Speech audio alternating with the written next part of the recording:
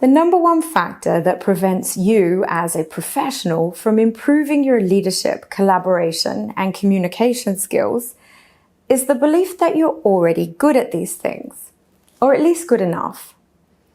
You see, when you fail to achieve an outcome that you want, that failure is usually obvious.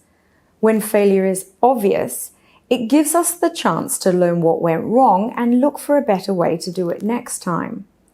But here's the contrast. While failure might be obvious, lack of success is not obvious, especially when you're doing okay. So let me give you an example. Let's say that you go to a meeting, a presentation, or a networking event. You have a generally pleasant time, you chat to a few interesting people, maybe hand out some business cards. Well, nothing went wrong. There's no evident failure. So what is there to learn? What you don't see is how much more successful you might have been at that same event if you had just done something differently.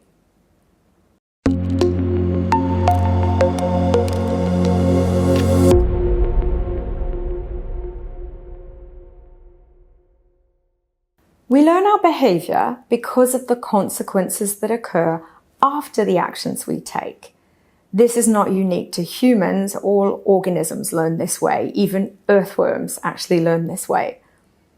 When an action we take results in a negative consequence, we become less likely to take that action again in the future. For example, if you burn your finger by touching a hot metal plate, you become less likely to repeat that same behavior. Now, because of the mechanisms through which we learn our behavior, so long as nothing goes wrong and everything's okay, then whatever approaches or strategies we use today only become more likely to be the same approaches and strategies we use again tomorrow, even if they're suboptimal, even if you could be achieving more than you are, because you can't see that you could be achieving more. You just see that nothing went wrong.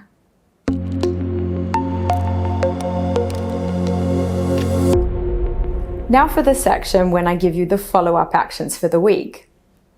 So what steps can you take to improve your leadership skills and boost your career success?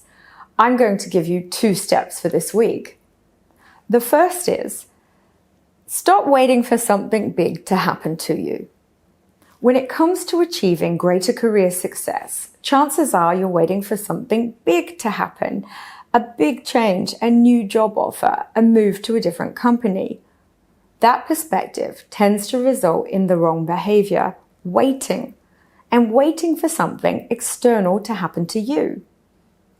A better approach is to adopt the perspective that you can do something to improve your success. And science tells us that the most reliable way to become more successful and to grow in your skills as a communicator and as a leader is to build those skills one step at a time. No matter what story you might have heard, overnight success just isn't realistic. Instead, people become excellent at what they do, step by step by step. And so whatever level of performance you are at right now, it's just one stage on the way to where you could be. The second step this week is commit to improve even if you're already good. When it comes to improvement, we tend to think about getting better in areas where we are weak.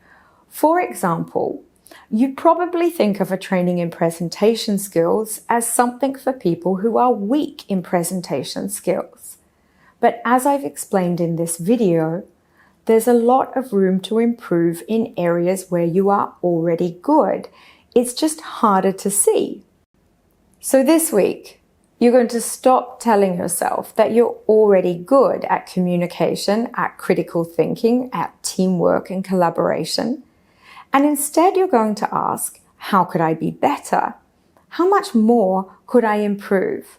What would happen if I became 10% more successful, not in the areas where I'm weak, but instead in the skills that I use most often?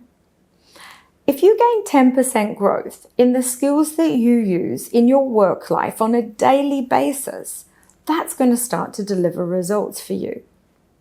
So my recommendation is to make a list of all of the skills that you use most often in your professional life.